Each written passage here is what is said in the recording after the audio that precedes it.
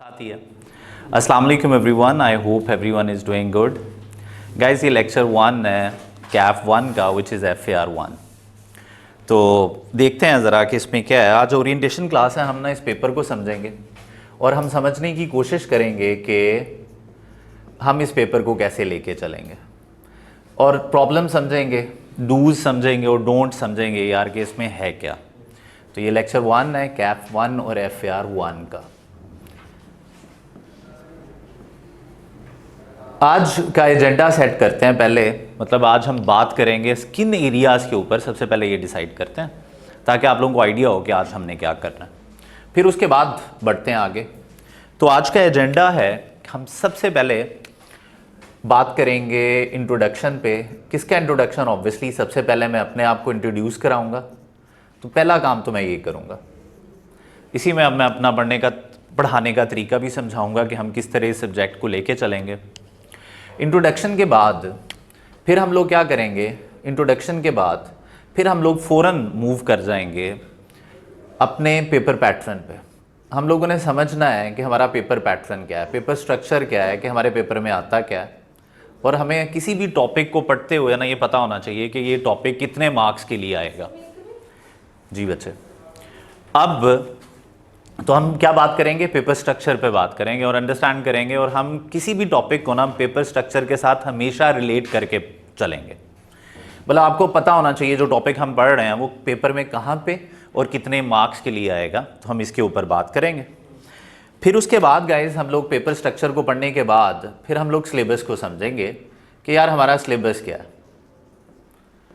तो हम सिलेबस को अंडरस्टैंड करेंगे और सिलेबस और पेपर स्ट्रक्चर को ना हम लोग क्या करने की कोशिश करेंगे, लिंक करने की कोशिश करेंगे। हम अंडरस्टैंड करेंगे और हमेशा सिलेबस को ऐसे ही लेके चलना है। आपको बहुत क्लियरली पता होना चाहिए कि यार भाईजान कौन सी चीज़ कैसे कितने मार्क्स किधर आनी है। ठीक है, अब कुछ लोग एक टॉपिक को लेके परेशान हो जाते हैं और देयर इज़ अ प्रोबेबिलिटी कि वो पूरा का पूरा टॉपिक सिर्फ 8 मार्क्स के लिए आएगा।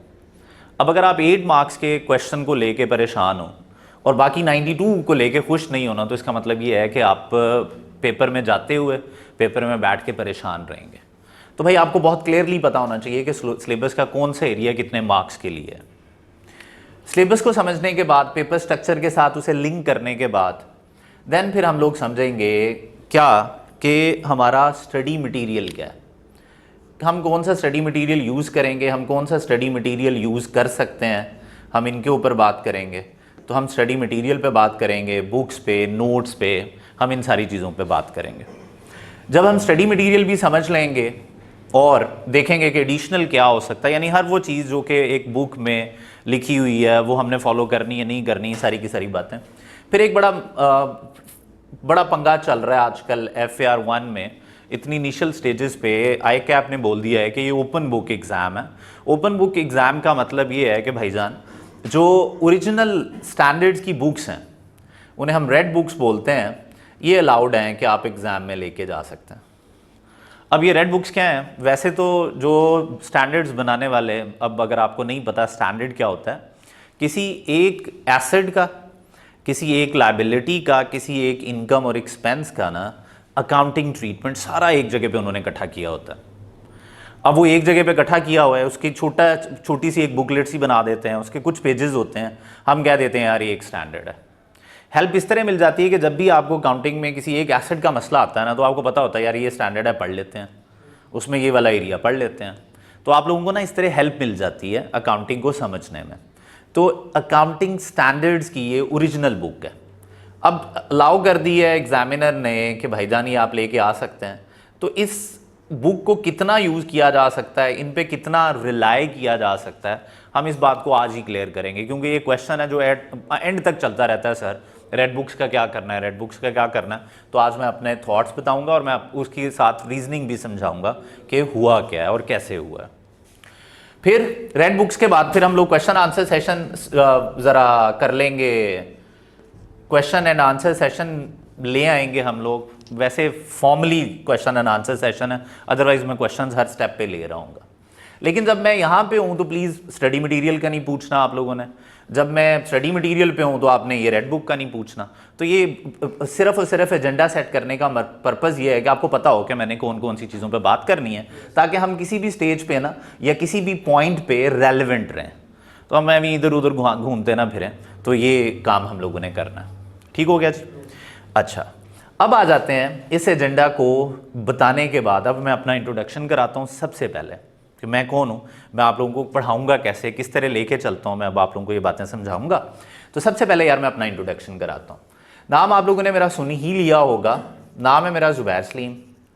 मैं फेलो सर्टिफाइड चार्टर्ड अकाउंटेंट हूँ और मैंने अभी एमएस किया है अकाउंटिंग एंड फाइनेंस में।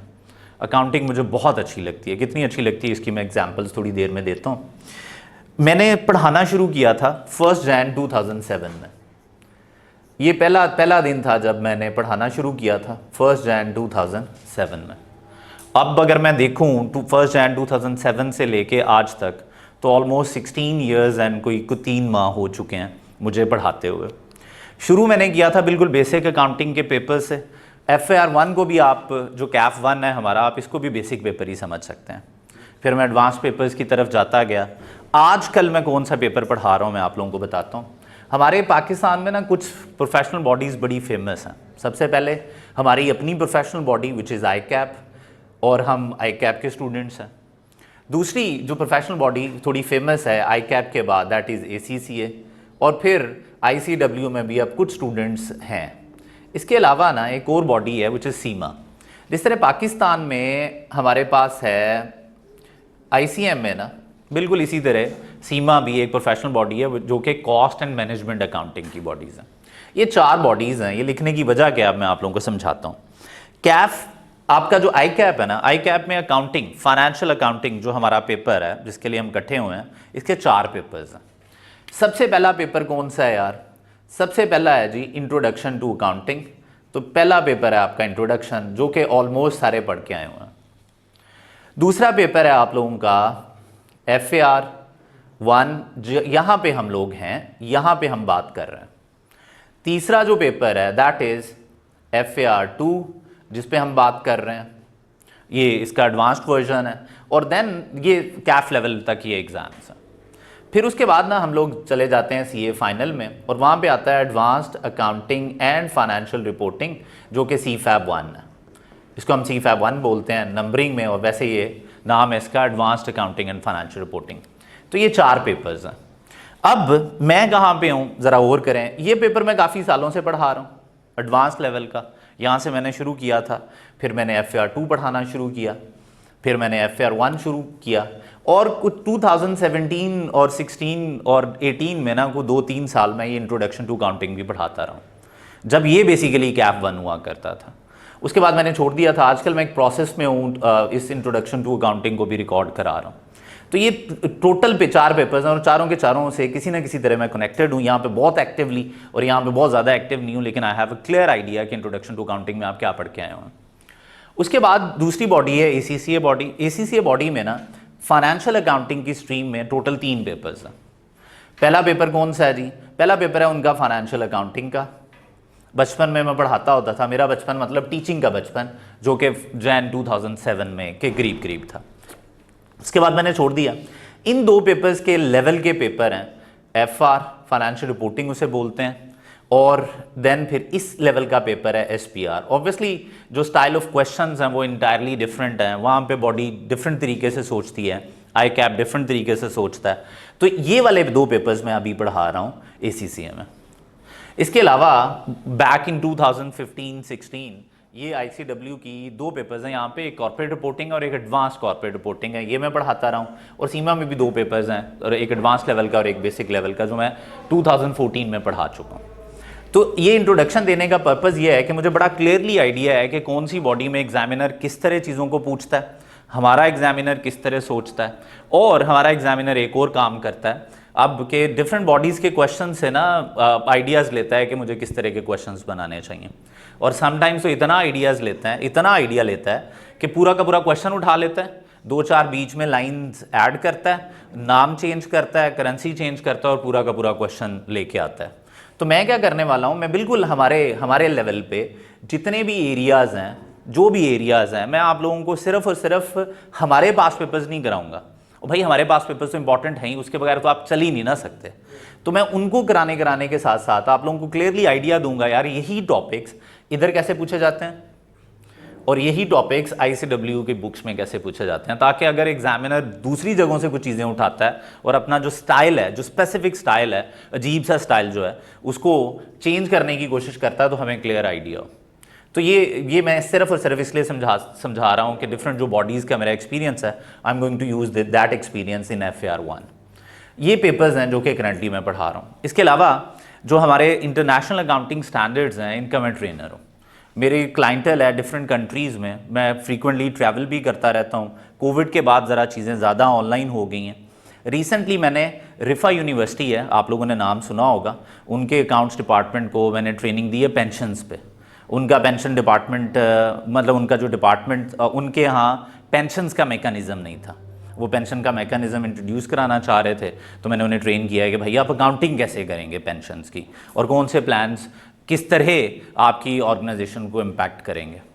ये पेंशन्स का टॉपिक हमारे यहाँ पे नहीं है, इधर यहाँ इस लेवल पे पूछा जाता है और इधर इस लेवल पे पूछा जाता है। तो ये मेरा बैकग्राउंड है। आई होप आप लोगों को समझ आ गई होगी कि मैं कौन हूँ और क्या कर रहा हूँ। रिसेंटली यहाँ पे मैं बहुत ज़्यादा एक्टिव हूँ। अब रिसेंटली मेरा स्टूडेंट, बिल्कुल रिसेंट अटैम्प्ट में हुज़ैफ़ा जमील के नाम से एक स्टूडेंट है, उसने वर्ल्ड वाइड डिस्टिंक्शन ली है 99 मार्क्स के ऊपर वो। और उससे पहले ज़ारा बहुत फेमस लड़की है अब माशाल्लाह, तो वो भी मेरा बच्चा था, उसने 97 पे वर्ल्ड वाइड टॉप किया था। तो मैं रेप्लिकेट करने की कोशिश करूँगा ये सारी की सारी चीज़ें यहाँ पे। और आई जेन्युइनली बिलीव कि हर बच्चे में पोटेंशल है कि वो डिस्टिंक्शन के लिए जाए। हाँ, अगर गिरेगा डिस्टिंक्शन से तो फिर भी वो 60s 70s 80s में आएगा। और ये 50-50 वाली गेम से मुझे लगता है कि हर बच्चे को निकलना चाहिए। और आप देखेंगे कि हम लोग 50 वाली गेम से ऊपर ही खेल रहे होंगे हमेशा। और कभी भी को टॉपिक समझ नहीं आ रहा, ये वाली बात तो मुझे नहीं समझ आती कि आपको टॉपिक समझ नहीं आया। मैं सुबह उठ के आ रहा हूँ, आप भी आ रहे हैं, तो ये कैसे पॉसिबल है कि मैं समझाने आया हूँ, आप समझने आए हैं, तो कोई चीज़ समझना है। तो आप लोग भी इधर हैं, मैं भी इधर हूँ, आप पूछेंगे मैं बताऊँगा। वैसे आप लोगों को बहुत ज़्यादा पूछने की ज़रूरत नहीं पड़ेगी, अदरवाइज़ आप लोग मुझे समझेंगे मैं आप लोगों का छोटा भाई हूँ और लड़कियों के लिए बात ज़रा मुश्किल होती है। लेकिन आप लोग बिल्कुल ऐसे ही ट्रीट करेंगे मुझे, और आप कोई भी क्वेश्चन पूछ सकते हैं, कोई प्रॉब्लम नहीं है, और हम समझ के जाएंगे। बट द पर्पज़ इज़ कि भाई यहाँ से जब निकले हैं तो जो टॉपिक है वो हमें आता हो। मैं कोशिश करूँगा कि मैं दो काम करता हूँ। मैं सिर्फ पढ़ाने नहीं आता, मुझे लगता है सिर्फ पढ़ा के निकल जाना कोई काम नहीं है। मुझे लगता है पढ़ाना और बच्चे को हेल्प करना कि वो उस चीज़ को रिटेन करे। मतलब वो अगर आप यहाँ से निकल रहे हो और आपको 80% चीज़ें याद नहीं है ना, तो इसका मतलब है मैं अभी फजूल में उठ के आया हूँ सुबह सुबह, फ़ायदा नहीं है मेरा। और आपको रिटेंशन में भी मैं हेल्प करूँगा। अब बस मुझे सिर्फ एक ही चीज़ चाहिए, ऑब्वियसली आपकी प्रेजेंस। आप देखेंगे कि एक दिन मैं जो पढ़ाऊँगा वो मैं अगले दिन सुनूंगा आप लोगों से, और मैं इंश्योर करूँगा कि हर टॉपिक में ना एक थॉट प्रोसेस होता है, एक सोचने का तरीका होता है, उसके क्वेश्चन को करने का तरीका होता है। जब आप नॉलेज को अप्लाई करेंगे, क्योंकि एप्लीकेशन ऑफ नॉलेज यहाँ पे ज़्यादा है, जब हम लोग क्वेश्चंस कर रहे होंगे तो आपको पता होगा यार मैंने सोचना कैसे है। तो मैं एक थॉट प्रोसेस डेवलप करने की कोशिश करूँगा। तो ये काम हम करेंगे, और मुझे नहीं लगता कि फेल होने की भी कोई रीज़न है और ना समझ आने की भी कोई रीज़न है। तो ये मैंने अपने आप को इंट्रोड्यूस कराया, हमने कैसे पढ़ना है मैंने ये भी थोड़ा थोड़ा बताया। अब आगे बढ़ते हैं ज़रा थोड़ा सा। तो अब हम लोग मूव कर रहे हैं टूवर्ड्स पेपर स्ट्रक्चर। मीनवाइल अगर आपको कोई भी क्वेश्चन है मेरे मुतल्लिक तो आप पूछ सकते हैं, और अदरवाइज़ हम मूव कर रहे हैं टूवर्ड्स पेपर स्ट्रक्चर। जी, कोई क्वेश्चन है? ठीक हो गया। अब से ऑनवर्ड्स आई होप, ये तो लिखने की ज़रूरत नहीं थी आपको, आई होप कि अब आप लोग यहाँ से नोट भी करना शुरू कर देंगे। ये बात क्लियर है? हमारे पास रजिस्टर जो है वो बड़ा हेल्प करेगा हमें, और हम बड़े स्ट्रक्चर्ड फॉर्म में नोट्स बनाएंगे, और पूरे के पूरे टॉपिक्स के नोट्स बनेंगे। मैं बोर्ड पे हूँ, आप लोग भी कॉपी पे हैं, और आप लोग कॉपी करते जाएंगे, और मैं बोर्ड पे स्ट्रक्चर्ड नोट्स बनाता जाऊँगा, ऐसे नोट्स जो कि आप लोगों को हेल्प करेंगे चीज़ों को बड़ा ईजीली रिवाइज करने में। तो ये हमारा काम है। अब आ जाएं ज़रा पेपर स्ट्रक्चर पे, और अब हम लोग पेपर स्ट्रक्चर को समझना शुरू कर रहे हैं। अब इससे पहले कि हम पेपर स्ट्रक्चर पे चलें, हम बड़े शुगल में पढ़ेंगे। आप देखेंगे कि अक्सर ही टॉपिक से रिलेटेड ये स्क्रीन बड़ी अच्छी लगा दी है इन लोगों ने, तो मैं स्क्रीन के ऊपर गाने प्ले करूंगा, मैं आप लोगों को बताऊंगा कि किस तरह लिंक करने हैं आप लोगों ने किसी भी सिचुएशन को। तो हम बड़ा फ्रेंडली इन्वायरमेंट में पढ़ेंगे, आप लोग क्लास को एंजॉय करेंगे। और मुझे लगता है कि आपको क्लास को आपको इंतज़ार होना चाहिए, एक बच्चे को इंतज़ार होना चाहिए कि यार ये क्लास तो लेनी है मैंने। ये बात क्लियर है? तो बिल्कुल बर्डन फील नहीं करेंगे आप लोग किसी भी स्टेज पे, इवन लास्ट डेज में भी और इनिशियल डेज में भी, और इंशाल्लाह एंजॉय कर करके पढ़ेंगे और आपको अकाउंटिंग पढ़ने में मज़ा आएगा। अब आ जाएं यार पेपर स्ट्रक्चर पे। तो पेपर स्ट्रक्चर समझते हैं कि हमारा पेपर स्ट्रक्चर क्या है, और अब से ऑनवर्ड्स आप कोई भी चीज़ जो मैं बोर्ड पे लिख रहा हूँ आप भी लिखेंगे। ठीक हो गया जी? अब हमारा पेपर स्ट्रक्चर क्या है यार बच्चों? हमारे पेपर में ना एग्जामिनर ने पेपर स्ट्रक्चर पे अब हम बात कर रहे हैं। ये पेपर स्ट्रक्चर पे एग्जामिनर कहता है कि यार मेरे पेपर में 2 सेक्शंस होंगे, एक होगा सेक्शन ए और दूसरा होगा सेक्शन बी। अब आपको मैं साइकी भी समझाऊंगा कि एग्जामिनर इसमें सोचता कैसे, मतलब एग्जामिनर ने क्यों सेक्शन ए और बी रखा है, और ये बात आपको पता होनी चाहिए। एग्जामिनर ने सेक्शन ए रखा है, इसमें उसने कहा यार कि मैं क्या करूंगा, मैं छोटे छोटे क्वेश्चंस बनाऊंगा। क्या करूंगा? छोटे छोटे, बोलो सर, छोटे छोटे बोलो, खान वाले स्टाइल में नहीं होता, छोटे छोटे बोलो, बोलो। हाँ, तो आप लोग, वो कहता है जी कि मैं यहां पे छोटे छोटे क्वेश्चंस बनाऊंगा। कौन से वाले क्वेश्चंस? और जिनके मैक्सिमम मार्क्स कितने होंगे? 10। तो इसका मतलब ये है कि यहां पे क्वेश्चंस होंगे और अप टू 10 मार्क्स होंगे। अप टू 10 मार्क्स का मतलब यह है कि सेक्शन ए में 10 मार्क्स से ज्यादा का क्वेश्चन नहीं हो सकता, इसीलिए मैंने बोला है छोटे छोटे। क्या बोला है? छोटे छोटे। स्टाइल लाओ, स्टाइल। क्या? हाँ, ये थोड़ा बेहतर था। आप बोलो। नहीं, ये तो बिल्कुल ही बेहतर नहीं था। और स्टाइल है क्या? हाँ, ये बेहतर था। तो हम क्या करेंगे, इसमें ना छोटे छोटे क्वेश्चंस हैं, क्वेश्चंस अप टू 10 मार्क्स। फिर इसमें क्या होगा, इसमें दूसरी चीज क्या होगी, इसमें मल्टीपल चॉइस क्वेश्चंस होंगे, एमसीक्यूज हो सकते हैं, ट्रू फॉल्स हो सकते हैं, और even fill in the blanks भी हो सकते हैं। ये बोला है लेकिन फिल इन द ब्लैंक्स अभी पूछ नहीं रहा, तो ये लें, फिल इन द ब्लैंक्स भी हो सकता है। ये तो क्या स्टोरी है जरा देखें। छोटे छोटे क्वेश्चंस और एमसीक्यूज, ट्रू फॉल्स और fill in the blanks questions, और ये भी अप टू 10 मार्क्स, 10-11 मार्क्स का क्वेश्चन होता है ये, लेकिन ये मैक्सिमम 10 मार्क्स। ये ले, इसका मतलब है भाईजान एमसीक्यूज करने भी जरूरी हैं किसी भी टॉपिक को पढ़ते हुए। और आप देखेंगे कि एमसीक्यूज को करते वक्त हम लोग इसको करेंगे कैसे कि जब हम क्वेश्चन टॉपिक पढ़ना शुरू करेंगे ना, तो जैसे ही मुझे लगेगा 2-4 एमसीक्यूज किए जा सकते हैं तो फौरन एमसीक्यूज आ जाया करेंगे। वो एमसीक्यूज हमें 2 तरीके से हेल्प करेंगे, टॉपिक को बहुत अच्छे तरीके से समझने में, पहला पॉइंट, और दूसरा क्या हमें हेल्प करेगा, हमें ये टॉपिक को, ये वाले क्वेश्चंस को सॉल्व करने में भी हेल्प करेगा। तो टॉपिक की अंडरस्टैंडिंग बेहतर हो जाएगी जब हम एमसीक्यूज को अपने पूरे टॉपिक्स में साथ साथ लेके चल रहे होंगे, और साथ में ये वाले क्वेश्चंस भी होना शुरू हो जाएंगे। तो हम थ्रू आउट रखते हैं। अब थोड़ी साइकी समझो कि यहां पे साइकी क्या है। साइकी यहां पे ये है, एग्जामिनर ने कहा यार कि मैं चाहता हूं मैं वाइडर रेंज ऑफ टॉपिक्स, ज्यादा से ज्यादा टॉपिक, इसलिए ये सेक्शन रखा है।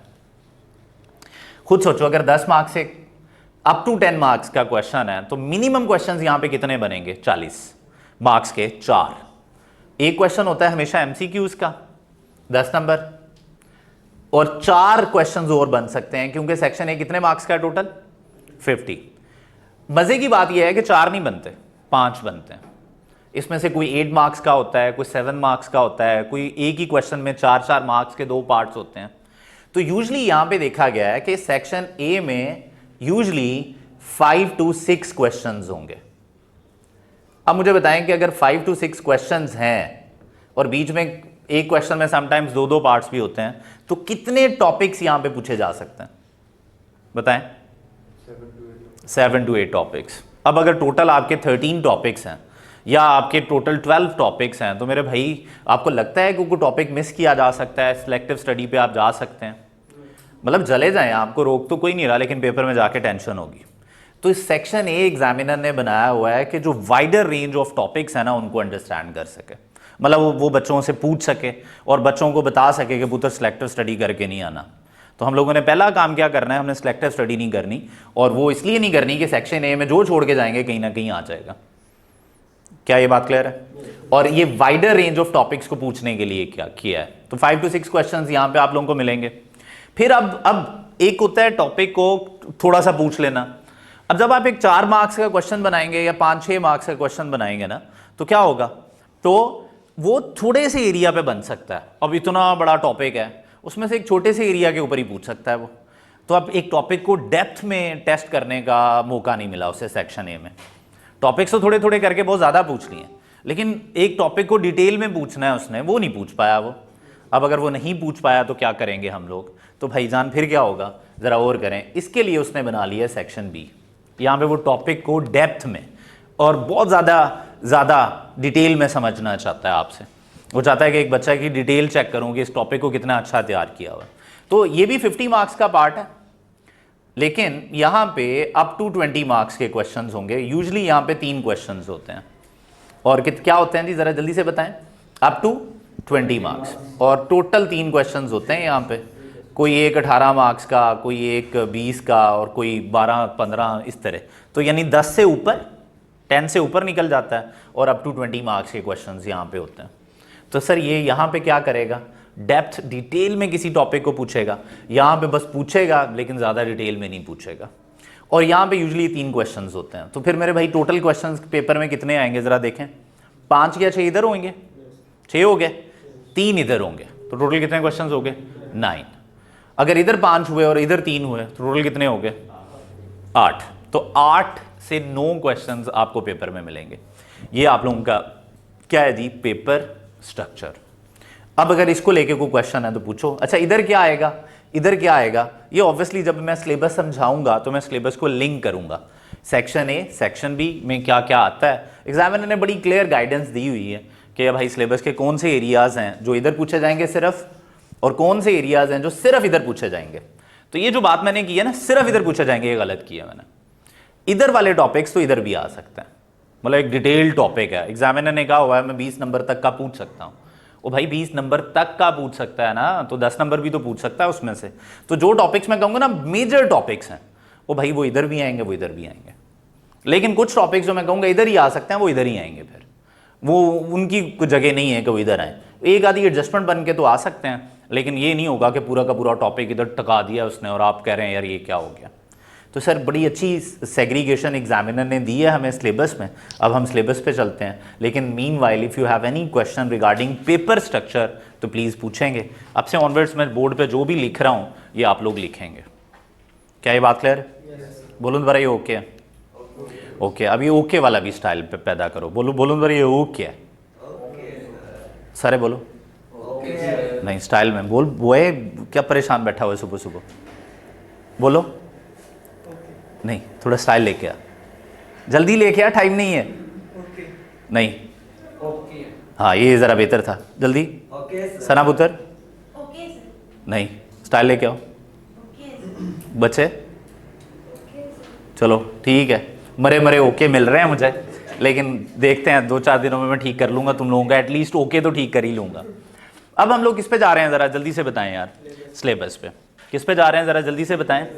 सिलेबस पे। अब हम लोग सिलेबस पे मूव कर रहे हैं। सिलेबस ना एग्जामिनर ने क्या किया हुआ है, सिलेबस एग्जामिनर ने रेज कर दूं, कॉपी हो गया? ओके। अब आ जाए यार बच्चों के सिलेबस, किस पे बात हो रही है? सिलेबस में उन लोगों ने अभी तक क्या किया है हमारे साथ, ज़रा इस बात को समझते हैं। उसने ना बड़ी अच्छी ग्रेडिंग दी है, ग्रेड वाइज उसने सेग्रीगेट किया है, बताया है कि इतने मार्क्स इस एरिया में से पूछ सकता है। और अच्छी बात पता क्या है अब, कि एग्जामिनर वही कर रहा है। ये 3 साल पहले चले जाओ ना तो एग्जामिनर ने कभी देखा ही नहीं था कि मैंने क्या गाइडलाइंस दी हुई हैं, वो अपने हिसाब से पेपर बनाता था। लेकिन अब देख रहे हैं हम लोग पिछले 2-2.5-3 सालों से वो बहुत स्ट्रिक्टली फॉलो कर रहा है जो इंस्ट्रक्शंस उसने दी हुई हैं पेपर को सेट करते वक्त। अब क्या है जी सिलेबस, अब हम सिलेबस के ऊपर बात करेंगे। सिलेबस में ना उसने 3 ग्रेड्स दिए हैं, यानी पूरे के पूरे सिलेबस को उसने कितने एरियाज में डिवाइड कर दिए हैं, 3 में। हम लोग इसको ग्रेड बोलते हैं, तो मैं इसको बोलूँगा ग्रेड है हमारा, और जो ग्रेड है वो उसमें ग्रेड ए है, दूसरा जो ग्रेड है वो ग्रेड बी है, और तीसरा जो ग्रेड है वो है ग्रेड सी। क्या ये बात क्लियर है? कितने ग्रेड्स हैं? 3। सबसे पहला जो ग्रेड है ना वो है प्रिपरेशन ऑफ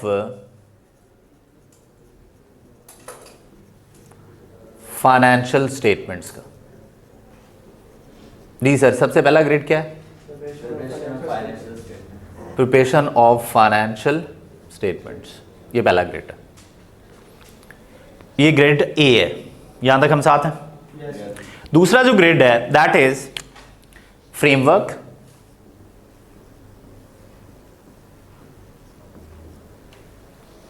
ये फ्रेमवर्क क्या है? बेसिक कॉन्सेप्ट, बेसिक बातें, एसेट की डेफिनेशन, लायबिलिटी की डेफिनेशन, इनकम की डेफिनेशन।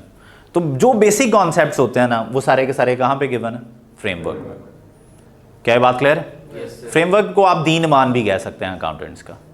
जैसे एक मुसलमान का दीन ईमान होता है ना कि यार 5 चीजें बेसिक्स हैं, फंडामेंटल्स हैं। ये बात समझ लगी?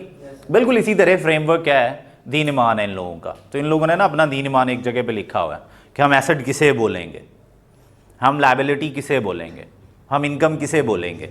तो सारी बेसिक बातें ना इन्होंने फ्रेमवर्क में लिखी हुई हैं। क्या ये बात क्लियर है? फ्रेमवर्क एंड, ये मेरा एंड है, अच्छा डॉलर वाला style, and analysis of financial statements. मेरा favourite topic analysis of financial statements. अब ये है क्या, मैं अभी बात नहीं कर रहा, मैं सिर्फ लिख रहा हूँ ताकि ज़रा पता चल जाए ग्रेडिंग क्या है। उसके बाद फिर मैं समझाता हूँ कि इनमें मतलब क्या है इसका और फर्दर टॉपिक्स इसमें क्या क्या हैं। थर्ड जो टॉपिक है that is accounting for financial transactions. ये थर्ड ग्रेड है। क्या ग्रेड है ज़रा जल्दी से बताएं? अकाउंटिंग फॉर फाइनेंशियल ट्रांजैक्शंस, ये ग्रेड्स हैं। अब ज़रा समझते हैं यार कि इन ग्रेड्स में 1 by 1 क्या है और अंडरस्टैंड करने की कोशिश करते हैं हमारा सिलेबस क्या है। सर कितने ग्रेड्स हैं ज़रा जल्दी से बताएं? 3 ग्रेड्स हैं। यहाँ तक साथ हैं हम लोग? अब एग्जामिनर ने ना अच्छा काम पता क्या किया है, सेग्रीगेट कर दिया है हमें कि मार्क्स कहाँ पे कितने हैं, ये उसने बता दिया और इसको वो फॉलो भी कर रहा है। तो पहला जो ग्रेड है दैट इज 35 to 45 मार्क्स का, 35 to 40 मार्क्स का ये ग्रेड है। 35 to 40 मार्क्स। दूसरा है 20 to 30 मार्क्स, 20 to 30 मार्क्स। और थर्ड वाला है 30 to 40 मार्क्स। 30 to 40 मार्क्स का मतलब क्या है? इसका मतलब ये है कि 35 भी आ सकते हैं। कितने मार्क्स भी आ सकते हैं? 35 भी आ सकते हैं। और कितने आ सकते हैं ज़रा जल्दी से बताएं? 40 भी आ सकते हैं, 30 भी आ सकते हैं, 32 भी आ सकते हैं। एवरेज निकाली जा सकती है 30 + 40 डिवाइडेड बाई 2, 35 मार्क्स, 25 मार्क्स। और यहाँ पे एवरेज को 37 पॉइंट समथिंग बन रही होगी। ध्यान है? ये अब इनको ज़रा समझते हैं। पहले ज़रा मैं इनको समझाता हूँ ताकि आप लोगों को आइडिया हो जाए कि हम FR1 में पढ़ने वाले क्या हैं। पहला टॉपिक क्या है ज़रा जल्दी से बताएं? पहला ग्रेड क्या है? Preparation of financial statements. हमारी फाइनेंशियल स्टेटमेंट्स ना हमारी एंड प्रोडक्ट है। हम अकाउंटेंट्स जो हैं, हम जो अकाउंटेंट्स हैं वो एक ही प्रोडक्ट फाइनल करते हैं जाके एट द एंड। जितना भी पंगा हम करेंगे ना, आखिरी दिन हम एक प्रोडक्ट तैयार करके बैठे होते हैं। ये बात क्लियर है? ये बिल्कुल ऐसा ही है कि अम्मा अफ्तारी बना रही हैं और बड़े पंगे कर रही हैं। ये बात क्लियर है? और पंगे कर करके अल्टीमेटली टेबल पे जो आ गया। अब हम अकाउंटेंट्स हैं, हम FR1 पढ़ लें, FR2 पढ़ लें, हम लोग इंट्रोडक्शन टू अकाउंटिंग पढ़ लें, हम एडवांस रिपोर्टिंग पढ़ लें, अल्टीमेटली जो हमने टेबल पे लाना है ना वो क्या है? Financial statements. तो फाइनेंशियल स्टेटमेंट्स हमारी क्या है? एंड प्रोडक्ट है। हम जितनी कोशिश भी कर रहे हैं ना वो सारी की सारी किसके लिए कर रहे हैं? फाइनेंशियल स्टेटमेंट्स के लिए। क्या ये बात क्लियर है? और यहाँ पे टॉपिक क्या है? Preparation of financial statements. हमारे पास ना 5 फाइनेंशियल स्टेटमेंट्स हैं। कितनी? 5। पहली है इनकम स्टेटमेंट, क्या नाम है? दूसरी है स्टेटमेंट ऑफ फाइनेंशियल पोजीशन, चलें बैलेंस शीट जिसे कहते थे बचपन में। ये बात क्लियर है? आजकल भी कहते हैं। यहाँ तक साथ हैं? तीसरी है okay statement of changes in equity, बच्चे ने बोला है। चौथी है स्टेटमेंट ऑफ कैश फ्लोज। और 5वीं है नोट शुदा अकाउंट्स। ये बात क्लियर है? अब आप कहेंगे सर ये प्लीज़ लिख दें, तो ऑब्वियसली मैं लिखने वाला हूँ, लेकिन अब ज़रा बोर कर लें। ये 5 प्रोडक्ट्स आपने बनानी है। तो प्रिपरेशन ऑफ फाइनेंशियल स्टेटमेंट्स में जो पहली चीज है यानी जो फाइनेंशियल स्टेटमेंट्स हैं ये हमारी एंड प्रोडक्ट है। क्या ये बात क्लियर है? पहली फाइनेंशियल स्टेटमेंट्स क्या है हमारी? पहली फाइनेंशियल स्टेटमेंट है, इसे हम बोलते हैं इनकम स्टेटमेंट। हम इसे स्टेटमेंट ऑफ P&L भी बोलते हैं, statement of P&L other comprehensive income भी बोलते हैं, इसे हम स्टेटमेंट ऑफ कॉम्प्रिहेंसिव इनकम भी बोलते हैं, डिफरेंट नाम है। इनकम स्टेटमेंट एक बेसिक नाम है जो इधर उधर हम बोलते फिर रहे होते हैं। तो सबसे पहली स्टेटमेंट क्या है? Income statement. क्या ये बात क्लियर है? अब इंटरेस्टिंगली इंट्रोडक्शन टू अकाउंटिंग में ना इसका हमें आइडिया होता है, यहां तक हम साथ हैं। दूसरी स्टेटमेंट जो है वो है स्टेटमेंट ऑफ फाइनेंशियल पोजीशन, जिसे हम बैलेंस शीट भी कहते हैं, स्टेटमेंट ऑफ फाइनेंशियल पोजीशन, ये दूसरी है। इंटरेस्टिंगली इंट्रोडक्शन टू अकाउंटिंग में हमें इसका भी आइडिया। फिर थर्ड, अब यहां से गेम शुरू हो रही है। यहां से गेम शुरू होने का मतलब ये है कि यहां से FAR 1 का एरिया स्टार्ट हो गया। टोटल फाइनेंशियल स्टेटमेंट्स कितनी है जल्दी बोलो? 5। हमारी एंड प्रोडक्ट क्या है? Financial statements. हम जो पंगे कर रहे हैं वो अल्टीमेटली कहां पे जाके एंड होने हैं? फाइनेंशियल स्टेटमेंट्स में। ये बात क्लियर है? कब हम नारा लगाएंगे बल्ले जी बल्ले? बल्ले बल्ले वाला नारा कब आएगा? जब हम क्या बना लेंगे? Financial statements. क्या ये बात क्लियर है? अब statement of financial position, income statement. अब आ जाओ यार जरा, statement of changes in equity. क्या वर्ड है? Statement of changes in equity. अगर आपके लिए ये नाम नहीं है तो आप पूरे भी लिख सकते हैं, मुझे लिखने की जरूरत है पूरा? पक्का? Statement of changes in equity. ये क्या है सर? इक्विटी मतलब कैपिटल।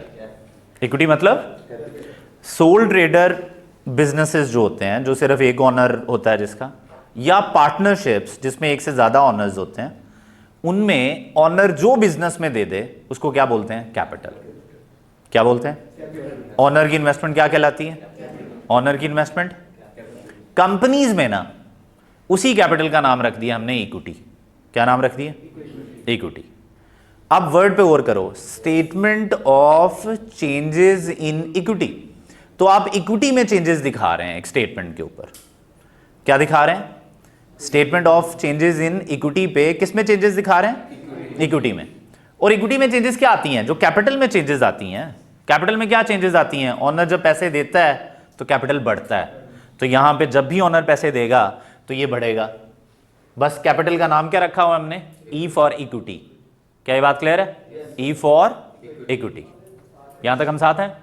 गुड। फिर वो कभी कभार पैसे वापस भी तो ले लेता है, विड्रॉ भी तो कर लेता है, तो जब वो ड्राइंग्स करता है तो कैपिटल क्या होता है? कम होता है। अब मैं वो चीज कहां पे, जब ऑनर कुछ लेगा कुछ देगा, वो मैं कहां पे दिखाया करूंगा? Statement of changes in equity में। क्या ये बात क्लियर है? इसके अलावा भी 2-4 पंगे होंगे, लेकिन मैं उन पंगों में इंटरेस्टेड नहीं हूं। मेरा पंगा था कि सिर्फ और सिर्फ मैं आप लोगों को बेसिक इंट्रोडक्शन दे दूं। अब मैं इतना रुक क्यों गया हूं? इनकम स्टेटमेंट मैंने जल्दी से जाने दी, बैलेंस शीट मैंने जल्दी से जाने दी, मैं यहां पे आके रुक गया हूं। अगर आप थोड़ा सा गौर करो, इसलिए रुका हूं कि ये हमारा टॉपिक है, पूरा का पूरा चैप्टर है जो हमने पढ़ना है, और बहुत जल्द पढ़ लेना है हमने। बोलो इंशाल्लाह।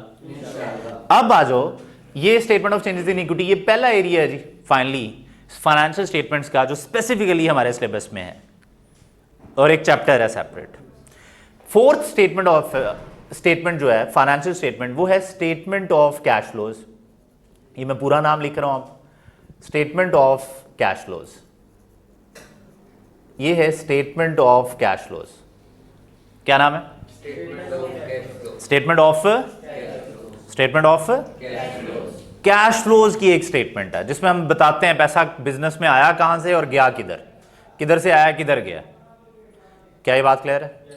और दूसरा जो टॉपिक है हमारा वो ये है, पूरा चैप्टर और कंफर्म क्वेश्चन कि स्टेटमेंट ऑफ कैश फ्लोज पे क्वेश्चन आएगा, बिल्कुल आएगा। सेक्शन ए में या बी में? बड़ा क्वेश्चन कहां पे? सेक्शन बी में। तो क्या सिर्फ सेक्शन बी में आ सकता है? ए में भी आ सकता है। क्या ये बात क्लियर है?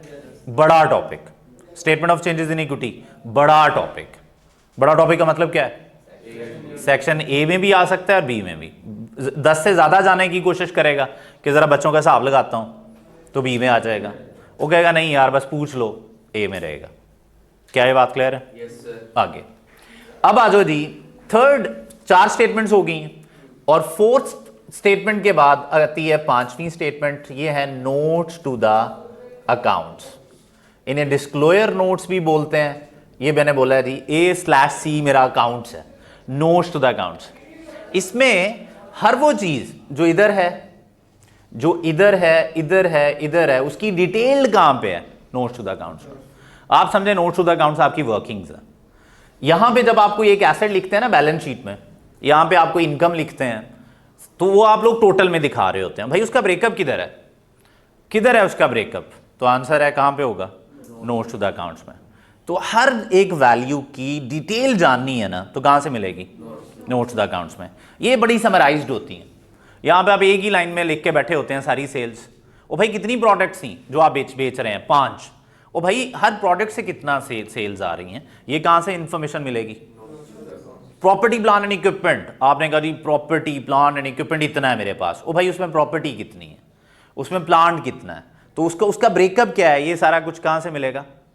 नोट्स टू द अकाउंट्स में। चलो ऐसे हाथ करो सारे, पुत्र हो गया हाथ। अब ये एक समराइज्ड वैल्यू है जो कहां पे पड़ी हुई है? इनमें से, यहां पे, यहां पे, यहां पे, ये यहां पे। अब अगर आपने जानना है, ऐसे करना है आपने, तो ये सारी डिटेल करो। ऐसे कर क्यों नहीं रहे कि चलो बताओ ये कहां पे है? नोट्स टू द अकाउंट्स में। ये क्या है? समराइज्ड। और ये 4 फाइनेंशियल स्टेटमेंट्स हैं। मैं ऐसे करता हूं तो ये मैं कहां पे चला जाता हूं? ऐसे करता हूं मैं, ऐसे कहां पे चले जाते हैं आप? तो शर्म करो, पढ़ लो। क्या ये बात क्लियर है? बोलो जरा ये ओके है? ओके। अब आ जाओ नोट्स टू द अकाउंट्स में। अच्छा जी क्या ये भी हमारे सिलेबस में? बिल्कुल हमारे सिलेबस में ये भी। तो सर हमारा सिलेबस मेनली किन फाइनेंशियल स्टेटमेंट्स पे फोकस कर रहा है? 3 पे, changes in equity, statement of cash flows and notes to the accounts पे। क्या ये बात क्लियर है? तो सर क्या हम इनकम स्टेटमेंट और बैलेंस शीट नहीं बनाएंगे? आंसर है बनाएंगे, इसमें भी ये भी बनाएंगे, लेकिन कौन से बिजनेसेस की? तो आंसर है there are 2 types of organisations. कितनी तरह की हैं? दोबारा कितनी तरह की? 2 टाइप्स की ऑर्गेनाइजेशन है। कितनी तरह की? एक ऑर्गेनाइजेशन है जो प्रॉफिट कमाने के लिए काम करती है। वो कहते हैं भाई पैसे बनाओ। क्या करो? पैसे बनाओ। क्या करो? पैसे बनाओ। ये बात क्लियर है? ये बरकत मार्केट में करीबी है, आप चले जाएं, यहाँ पे जो बंदा भी काम करता हुआ नजर आएगा, गोगे के चने खा लो, वो पैसों के लिए काम कर रहा है। किसी अच्छे रेस्टोरेंट में चले जाओ, किसी शॉप में बढ़ जाओ, सर सारे के सारे प्रॉफिट के लिए काम कर रहे हैं। क्या ये बात समझ आती है? और बिजनेस का मतलब ही ये है कि एक ऐसी एक्टिविटी जो प्रॉफिट के लिए काम कर रही है। यहाँ तक हम साथ हैं? किसके लिए काम कर रही है? प्रॉफिट के लिए। तो प्रॉफिट मेकिंग ऑर्गेनाइजेशंस जो होती हैं, जिसे हम बिजनेस बोलते हैं, समझ उनकी फाइनेंशियल्स आपने बड़ी पढ़ ली हैं। Sir what about not for profit organisations, NGOs? समझ लगी? जो लोगों की वेलफेयर के लिए काम कर रहे हैं। किस लिए काम कर रहे हैं? मतलब उनका पर्पस ये नहीं है प्रॉफिट कमाओ, उनका पर्पस है कि यार सोसाइटी का को भला कर दो, कुछ गरीब लोगों का भला कर दो, एक खास कम्युनिटी का भला कर दो। तो जो इस तरह की ऑर्गेनाइजेशंस हैं, व्हाट अबाउट देम? ओ भाई उनको भी तो रिकॉर्ड्स मेंटेन करने हैं ना, उन्होंने भी तो जानना है कि हमारे पास क्या है, कितना है, कितने पैसे आ रहे हैं, कितने जा रहे हैं, उन्होंने भी तो जानने हैं। तो हम कहते हैं नॉट फॉर प्रॉफिट ऑर्गेनाइजेशंस। हम एब्रीविएट कर लेते हैं एनपीओ। क्या बोलते हैं? NPO, not for profit organisation. तो sir not for profit organisation की आपने इनकम स्टेटमेंट भी बनानी है और आप लोगों ने स्टेटमेंट ऑफ फाइनेंशियल पोजीशन भी बनानी है। तो सर ये भी एक टॉपिक है जो पहले ग्रेड में शामिल है और एक मेजर टॉपिक। सर क्या हमेशा क्वेश्चन आएगा? आंसर है हमेशा आएगा। तो सर 2 टॉपिक्स मैंने आप लोगों को ये बता दिए हैं कि हमेशा पूछे जाएंगे। जल्दी से बताएं, income statement balance sheet of NPOs, और ये भी चेंजेस इन इक्विटी भी। क्या ये बात क्लियर है? तो ये 3 स्टेटमेंट्स एनपीओस की और कैश फ्लोस और ये डिस्क्लोजर नोट्स। और भाईजान ये आप लोगों को पूरा का पूरा जो टॉपिक्स है ना, ये नजर आएंगे। तो अभी तक मैंने आप लोगों को समझाया कि ग्रिड ए में क्या है। तो जरा टॉपिक्स को थोड़ा सा जरा समराइज करते हैं, जरा समझाता हूं। पहला टॉपिक क्या है इसमें? एनपीओ। यहां से स्टार्ट करते हैं। पहला क्या है? NPO stand for? पाकिस्तान में एग्जाम्पल दो एनपीओ की। ईदी, अखुवत फाउंडेशन, आप शेख ज़ैद हॉस्पिटल प्रॉफिट मेकिंग ऑर्गेनाइजेशन नहीं है? मान लेते हैं नहीं है, वैसे सही कह रहा है, आप बताएं कोई भी सोच, आप बताएं। शौकत खानम, क्या ये बात क्लियर है? आप बताएं। अब वो तो उसने बता दिया, अल-खिदमत फाउंडेशन तो उसने बता दिया था, अखुवत बताई थी, अल-खिदमत फाउंडेशन। क्या ये बात क्लियर है? ये वो लोग हैं जो किसके लिए काम कर रहे हैं? प्रॉफिट के लिए नहीं, लोगों के वेलफेयर के लिए काम कर रहे हैं। क्या ये बात क्लियर है? तो 2-4 लोगों ने मिलके काम कर दिया यार, एक एक्टिविटी। आजकल रमज़ान में क्या कर रहे हैं लोग, समझ रही, पैसे इकट्ठे करके राशन बना के बांट रहे हैं, ये एक एक्टिविटी है, इसको एनपीओ कहेंगे हम। क्या ये बात क्लियर है? बोलो दोबारा, ये ओके है? Confirm, confirm, confirm, good.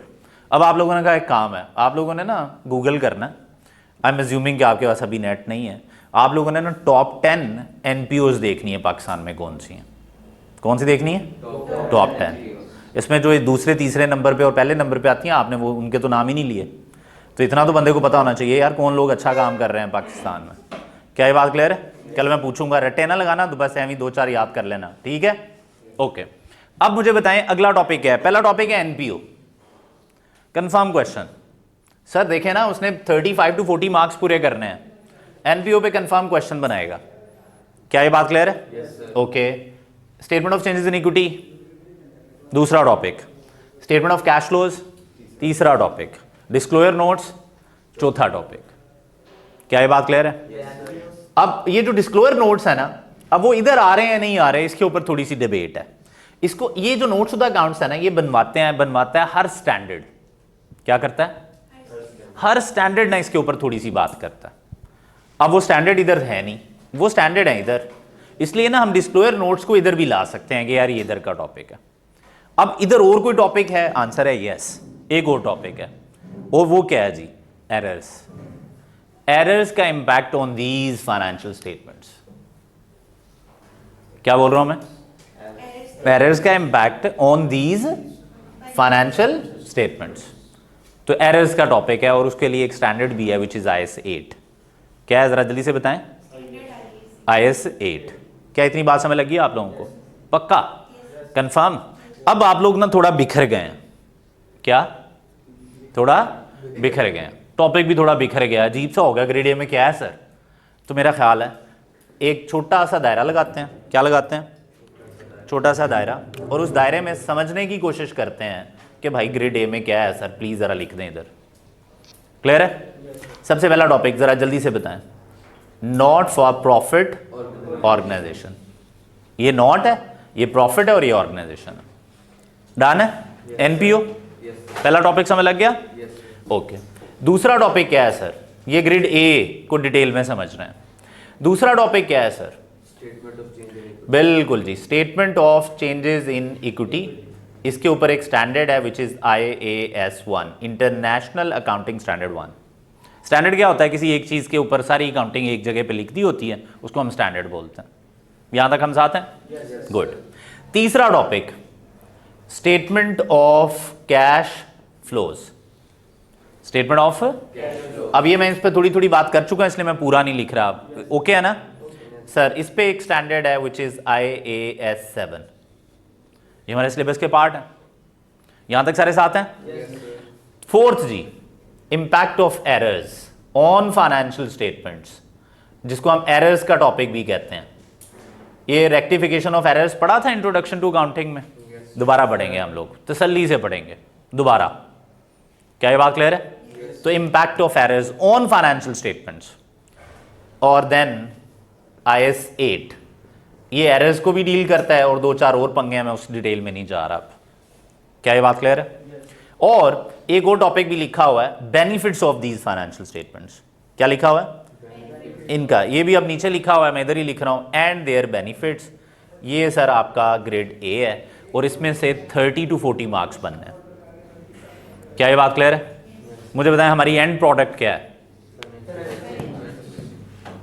क्या ये बात क्लियर है? कंफर्म? हम जितनी भी खिचड़ी बना रहे हैं, जितने भी पंगों में पढ़ रहे हैं, वो सारे के सारे पंगे हमें लीड करेंगे towards these financial statements. Ultimately हमने फाइनेंशियल्स बनाने हैं। एक भाई का क्वेश्चन है, क्वेश्चन लेते हैं जी। सर बोलें। सर ये ग्रेड ए जो है, सेक्शन ए में शामिल है या बी में? बड़ा अच्छा क्वेश्चन है। अब जरा समझते हैं यार कौन से ऐसे टॉपिक्स हैं जो बड़े टॉपिक्स हैं, मेजर टॉपिक्स, और कौन से ऐसे टॉपिक्स हैं जो स्मॉल टॉपिक्स हैं। क्या ये बात क्लियर है? अब जरा ये वाली बात अंडरस्टैंड करने की कोशिश करते हैं, तो जरा देखते हैं जी जरा क्या चक्कर चल रहा है। सर एनपीओ T2 क्या बोलते हैं इसको? There are different testing levels. क्या बोलते हैं? Testing levels. एक है टेस्टिंग लेवल 1। कौन सा लेवल है? टेस्टिंग लेवल 1 में हम पता क्या बोलते हैं? टेस्टिंग लेवल 1 में हम कहते हैं कि 8 मार्क्स तक के क्वेश्चन पूछेगा। अब मुझे बताएं 8 मार्क्स वाला किधर आएगा, सेक्शन ए में या बी में? ए में। और दूसरा लेवल होता है टेस्टिंग लेवल 2, ये अप टू 20 मार्क्स वाले क्वेश्चंस। ये किधर आएंगे जरा जल्दी से बताएं। सर ये जो है ना, ये T2 कौन सा है? एनपीओ 20 नंबर वाला पार्ट है। तो मैं इसके आगे दोनों काम लिख रहा हूं, मैं 20 भी लिख रहा हूं इसके आगे और T2 भी लिख रहा हूं। वैसे T2 लिखना ही काफी है। Sir statement of changes in equity 20 marks he. Statement of changes in equity भी क्या है जी? 20 मार्क्स। ये लें जी, ये भी 20 मार्क्स हैं। 20 मार्क्स की जगह क्या लिख सकता हूं? T2 testing level 2। डन है? Statement of cash flows 20 marks T2। ये 3 जो हैं ये टेस्टिंग लेवल 2 के क्वेश्चंस हैं। कितने हैं जरा जल्दी से बताएं जरा? टेस्टिंग लेवल 2 के। बाकी जो हैं वो छोटे मार्क्स हैं। इसका मतलब एरर्स बहुत ज़्यादा मार्क्स के लिए नहीं पूछेगा, लेकिन up to 10 marks, up to 8 marks पूछेगा। यहां तक साथ हैं। लेकिन ये एरर्स का टॉपिक ऐसा है जो किसी भी टॉपिक के साथ मर्ज कर देगा वो, मतलब जिधर दिल करेगा ना एरर्स को घसीट देगा वो। क्या ये बात क्लियर है? तो आप देखेंगे जब मैं एरर्स पढ़ाऊंगा ना, तो फिर मैं इनको बड़े बड़े टॉपिक्स के साथ रिलेट करूंगा। मैं स्पेसिफिकली क्लास रखा करूंगा, यार आज ना मैंने वो एनपीओ के क्वेश्चंस कराने हैं जिसमें एरर्स हैं, मैंने आज वो कैश फ्लोज के क्वेश्चंस कराने हैं जिसमें एरर्स हैं, यार मैंने वो चेंजेस इन इक्विटी के क्वेश्चंस कराने हैं जिसमें एरर्स हैं। तो ये एरर आलू है, सब्जियों में आलू होता है ना, कहीं पे भी फिट बैठ जाता है। तो ये FR1 का आलू कौन है? क्या मतलब है आलू होने का? कहीं पे भी फिट बैठ जाता है। क्या ये बात क्लियर है? जल्दी से बताएं यार कौन सा ऐसा टॉपिक है जो कहीं पे भी छेड़खानी कर लेगा, और कहीं की का भी मतलब है किसी भी टॉपिक में, अभी जिनका मैंने जिक्र कर रहा है उनमें भी। क्या ये बात क्लियर है? चल जल्दी से बताएं FR1 का आलू कौन है? एरर्स। क्या मतलब है आलू का? कहीं पे भी फ्री हो जाता है खाम खाई जाके, और फिट भी बैठ जाता है। क्या ये बात क्लियर है? कंफर्म है? कंफर्म है? ओके।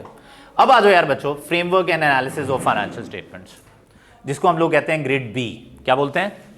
Grid B. अब इसका पहले ही एक दायरा बना लेते हैं ताकि जरा क्लैरिटी रहे कि हो क्या रहा है।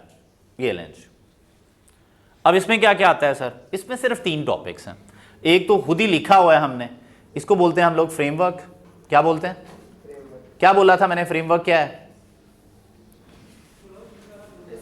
बेसिक क्वेश्चन, बेसिक कॉन्सेप्ट्स, दीन ईमान हमारा। क्या है बात क्लियर है? बेसिक कॉन्सेप्ट्स कि यार ये बेसिक्स हैं हमारी, इससे नहीं हटना हमने। फ्रेमवर्क में बेसिक कॉन्सेप्ट्स हैं, थ्योरी है ये टॉपिक, इसके आगे लिख लेना कि ये थ्योरी है। क्या ये बात क्लियर है? दूसरा टॉपिक यहां पे आता है रेशियो एनालिसिस। बहुत interesting topic. Sir financial statements आप बनाते हैं, इस टॉपिक में ना आप समझेंगे किसी एक बिजनेस की फाइनेंशियल स्टेटमेंट्स अगर आपको दे दी जाए ना, तो आप एज ए एनालिस्ट बन के आप उनको ये बता सकते हैं यार तुम लोग इन एरियाज में परेशान हो, ये एरियाज तुम लोगों के अच्छे नहीं हैं, ये एरियाज में तुम लोग बहुत आला काम कर रहे हो। क्या बता सकते हैं? ये एरियाज तुम लोगों के बहुत अच्छे हैं, ये एरियाज बहुत बुरे हैं। अब आप कहेंगे सर क्या मतलब है एरियाज का? आप उन्हें बता सकते हैं कि यार तुम लोग प्रॉफिट कमाने में बहुत अच्छे हो, प्रॉफिट कमाने में बहुत अच्छे हो जब बेचते हो चीज़ों को, लेकिन जब अल्टीमेटली सारे बाकी एक्सपेंसेस माइनस कराते हो ना और नेट प्रॉफिट पे पहुंचते हो तो तुम लोगों की बस हो जाती है। इसका मतलब आप बताते हैं कि बेचने में तुम लोग अच्छे हो लेकिन बाकी एक्सपेंसेस तुम लोग सही मैनेज नहीं कर रहे। आप उनको यहाँ पे ये बता सकते हैं कि कौन से एसेट्स तुम लोग अच्छे यूज़ कर रहे हो और कौन से एसेट्स हैं जो आप लोग बुरे यूज़ कर रहे हैं। अगर मुझे कहा जाए कि यार एक बच्चे का एनालिसिस करना, उससे बात करके, तो मैं कहूँगा यार पहले मैं टेस्ट लेता हूँ, एक टॉपिक मैंने पढ़ाया है वो कितना अच्छा आप लोगों को आता है, तो मैं क्या करूँगा, मैं टेस्ट लूँगा और मैं आइडेंटिफाई करूँगा यार कि इस बच्चे को कौन से कॉन्सेप्ट्स पे मसला है। तो वीक एरियाज भी आइडेंटिफाई किए जा सकते हैं और अच्छे एरियाज भी, कहाँ पे वो अच्छा स्कोर कर रहा है। बिल्कुल इसी तरह यहाँ पे आप आके ना किसी भी बिजनेस की फाइनेंशियल स्टेटमेंट्स का एनालिसिस करेंगे और उसमें वीक पॉइंट्स ढूंढेंगे और अच्छे पॉइंट्स ढूंढेंगे, उन्हें रिकमेंड करेंगे कि भाई कहाँ पे तुम लोगों को बेहतरी की ज़रूरत है और कहाँ पे तुम लोग अच्छे जा रहे हो, उसको मेंटेन रखो। तो ये मेरे लिए ये बड़ा अच्छा टॉपिक है, मतलब मुझे सबसे जो मज़ेदार टॉपिक लगता है वो ये। पेपर के पॉइंट ऑफ व्यू से पढ़ो तो बोरिंग लगता है, लेकिन अगर आप वैसे सोचो कि यार मैं किसी भी बिजनेस का एनालिसिस करने जाऊंगा तो ये सारे कॉन्सेप्ट अप्लाई करने हैं, तो मज़ेदार टॉपिक। क्या ये बात क्लियर है? Ratio analysis. फिर लास्ट टॉपिक है, एक स्टैंडर्ड है IAS 33 अर्निंग पर शेयर। क्या नाम है? Earning per share. पूरा लिख लेना, अर्निंग पर शेयर, EPS बोलते हैं इसको। एक शेयर के बदले कंपनी कितना कमा रही है। जो कंपनीज की ऑनरशिप्स होती है ना, वो छोटे छोटे हिस्सों में डिवाइडेड होती हैं और हर हिस्से को क्या बोलते हैं? शेयर। हर हिस्से को क्या बोलते हैं? शेयर। तो हर शेयर के बदले आप कितनी अर्निंग कर रहे हैं। तो ये सर पूरी की पूरी स्टॉक एक्सचेंज इस पे टिकी होती है। सर अक्सर लोग पूछते हैं सर शेयर्स की वैल्यू ऊपर जाएगी या नीचे जाएगी, कैसे पता चलता? तो आंसर बड़ा सिंपल है, ऐसी कोई भी खबर जिससे लगे कि एक बिजनेस की EPS बढ़ जाएगी, उसके शेयर की प्राइस बढ़ना शुरू हो जाती है। ऐसी कोई भी खबर जिससे पता चले कि बिजनेसेस की जो अर्निंग पर शेयर है, वो जो अर्न कर रहे हैं वो कम हो जाएगा, तो उसके शेयर की प्राइस आज ही क्या होना शुरू हो जाती है? कम होना शुरू हो जाती है। तो पाकिस्तान के आजकल हालात चल रहे हैं, मुझे बताओ आजकल शेयर्स की प्राइस नीचे होंगी या ऊपर? नीचे। क्या ये बात क्लियर है? तो ये 3 टॉपिक्स हैं यार गाइस। अब मुझे बताएं, ये आइडेंटिफाई करना है हम लोगों ने कि कौन सा टेस्टिंग लेवल 2 है और कौन सा टेस्टिंग लेवल 1 है। तो मजे की बात क्या है जी, ये टेस्टिंग लेवल 2 है। मैं सिर्फ 2 वाले लिख रहा हूं, बाकी नहीं मैं लिख रहा। ये 2 है और ये भी 2 है। इसका मतलब है कितने मार्क्स तक का पूछा जा सकता है रेशियो एनालिसिस? 20। IAS 33 20। क्या हम यहां तक साथ हैं? प्लीज बताएं। कोई टेंशन? आगे बढ़े। मेरा भाई का क्वेश्चन नहीं, up to 20 marks. Up to 20 marks हैं, तो वो सेक्शन बी में भी आ सकते हैं और सेक्शन ए में भी आ सकते हैं। क्लियर है? लेकिन जो दूसरे वाले टॉपिक्स हैं वो किधर पूछे जाएंगे? अब वो ए में ही पूछने चाहिए उससे, क्योंकि वो 10 नंबर तक के क्वेश्चंस। ये बात क्लियर है? अब इसका ये मतलब नहीं है रोना शुरू कर देना है। अगर क्वेश्चन बी, सेक्शन बी में एक 20 नंबर का क्वेश्चन है, उसमें बी पार्ट है 4 नंबर का फ्रेमवर्क, तो रोने वाली कोई बात नहीं है। क्या ये बात क्लियर है? अब इतना तो मार्जिन दे ही देना चाहिए, आई कैप का एग्जामिनर है। आपका क्वेश्चन किसी ने हाथ रेज किया था, आप बोलो। हाँ, तो वो कहीं रिलेट करता है शेयर से? करता है। अभी बताऊं या आगे बढ़ के बताऊं? ठीक है, यहां तक सारे साथ हैं। अब नेक्स्ट क्या है यार, अगर हम बात करें तो नेक्स्ट है यार बच्चों अकाउंटिंग फॉर फाइनेंशियल ट्रांजैक्शंस। कितने मार्क्स हैं? 30 to 40 मार्क्स।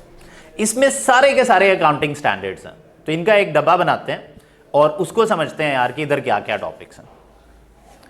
जी सर, सबसे पहला इधर क्या है यार? सबसे पहले the most important area of the syllabus जिस पे कंफर्म क्वेश्चन है वो है IAS 16 property plant and equipment. क्या बोलते हैं ना? Property plant and equipment. Testing level 2 T2 है। ये कौन सा लेवल है? T2। Testing level 2। Sir confirm question, क्या बोल रहा हूं मैं? प्रॉपर्टी प्लान एंड इक्विपमेंट पे कंफर्म क्वेश्चन, साइड पे करके कहीं लिख लेना कंफर्म क्वेश्चन। ये हमारा फर्स्ट टॉपिक भी होगा। यहां तक हम साथ हैं? ओके। फिर अगर हम बात करें तो उसके बाद है जी IAS 40 इन्वेस्टमेंट प्रॉपर्टी पे है। ये जब लोग प्रॉपर्टी में पैसे लगा देते हैं ना, पूरा पाकिस्तान ही इस काम में शुरू हुआ हुआ है, प्रॉपर्टीज में पैसा लगाते हैं कि यार चलो बढ़ जाएंगे, बच्चों के काम आ जाएगी, उसको इन्वेस्टमेंट प्रॉपर्टी कहते हैं। T2 stands for testing level 2। कितने मार्क्स? 20 मार्क्स। क्या हम यहां तक साथ हैं? फिर मेरे बच्चों IAS 23 बोरिंग कॉस्ट,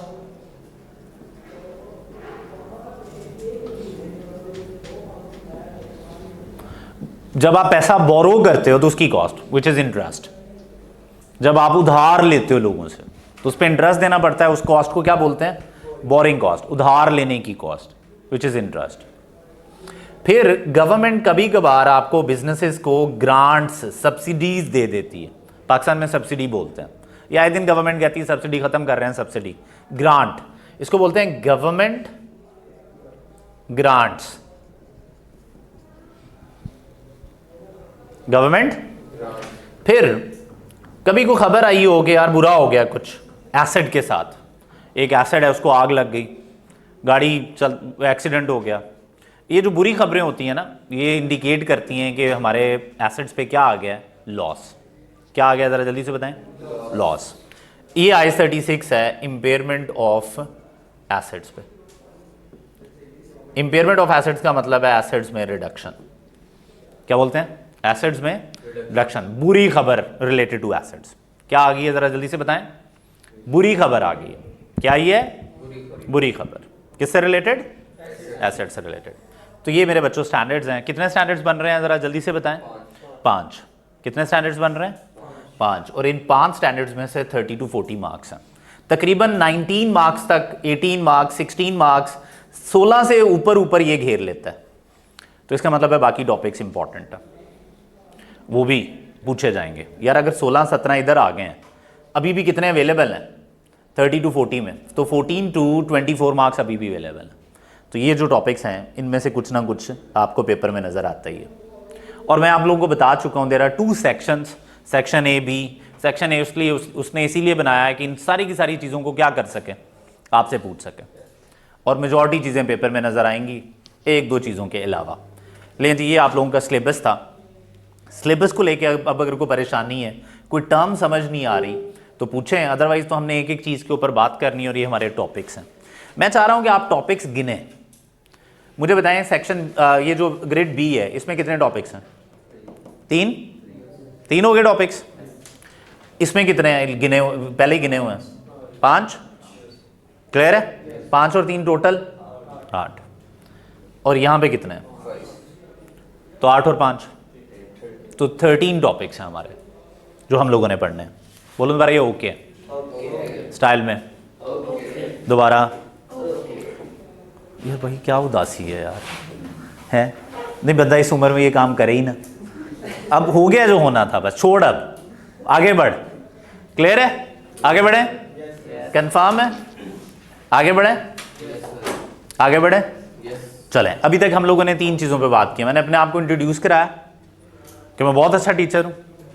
दूसरा पेपर स्ट्रक्चर, उस पर बात की हमने। कितने सेक्शंस हैं, 2, एक सेक्शन ए और एक सेक्शन बी। सेक्शन ए क्यों रखा हुआ है उसने एग्जाम में, ज़्यादा से ज़्यादा टॉपिक्स पूछ सके थोड़े थोड़े मार्क्स के लिए।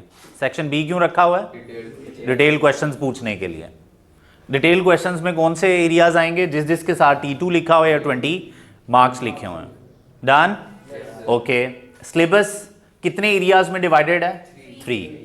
टोटल टॉपिक्स कितने हैं, 13। क्या इन ग्रेडिंग को यूज करता है वो, यस। क्या ये बात क्लियर है, कंफर्म है। क्वेश्चंस टोटल आपके पेपर में कितने होते हैं, 5 या 6 ए में और 3। क्या ये बात क्लियर है, तो 8 से 9 अगर क्वेश्चंस हैं, टॉपिक कितने हैं, 13। 2-3 टॉपिक्स को वैसे ही मिक्स कर लेना है उसने, तो ऑलमोस्ट कोई 11-12 टॉपिक्स पूछे जाएंगे। एक आधा है जो मिस होना है। इस वजह से जब आप एक टॉपिक छोड़ के जाएंगे ना, तो आपको कॉन्फिडेंस नहीं आएगा कि यार पता नहीं क्या होने वाला मेरे साथ। लेकिन परेशान होने की बात इस तरह नहीं होती कि अगर आप 8 मार्क्स वाला एरिया छोड़ के बैठे हुए हैं ना, तो 92 तो फिर भी आता है। क्या ये बात क्लियर है? और पेपर में गेम ये नहीं होती कि कौन से एरियाज़ हैं जो नहीं आते।